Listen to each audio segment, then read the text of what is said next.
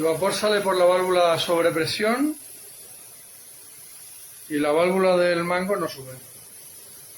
¿Está bloqueada o no actúa?